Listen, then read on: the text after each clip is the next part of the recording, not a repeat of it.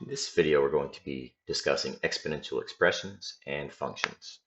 And we're going to be doing an introduction to compound interest. Okay, so you've got compound interest.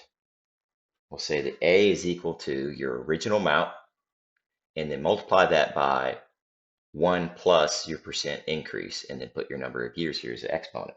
Okay, so the 1 is because it's 100% of the original amount, but you're gaining some. So it's going to be more than 100%. It's going to be 100 on this problem, 103% after 1 year. So this is what the percent increase does to the problem. All right, so looking at this, we have, suppose Isabel places $3,000 in the account that pays 3% compounded each year. Assume no withdrawals were made. Okay, so we've got A equals the original amount, which was $3,000.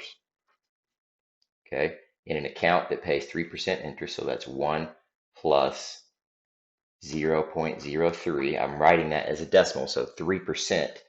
3%, if you write it like this, you move the decimal place over twice for 3%. So it's going to be a decimal of 0.03 when you change it to a percent. And then our number is there. So for the first one, if you multiply that, it's just got a 1 exponent. So it's going to be 3,000 times 1.03.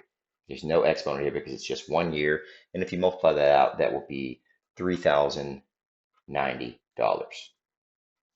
Okay. Then it says find the amount in the account after the end of 2 years. Okay. So that the only difference between that is that the years change from a 1 to a 2. So we'll still put the same thing here. It's going to be 1 plus 0.03 squared, which is 3,000 times 1.03 squared. And if you multiply that out, you'll get 3,182 and 70 cents. Okay, let's look at the next problem. Suppose a loan of $4,000 being given at an interest rate of 14% compounded each year. Assume that no payments are made on the loan. Okay, so find the amount after the end of the 1 year. So this is identical to the last problem we did, just different numbers that we're putting in. So the first one for 1 year will be A is equal to 4,000. That's the original amount. And then 1 plus 0.14, that's 14% written as a decimal. Okay. We'll figure that out in a second. But the other one, the only difference at the end of 2 years is that it's A is equal to 4,000 times 1 plus 0.14 squared. Okay, so that's the only difference between 1 year and 2 year. You put the exponent as a 1 for 1 year or 2 for 2 years. Okay, so that becomes 4,000 times 1.14. And this one becomes 4,000 times 1.14 squared.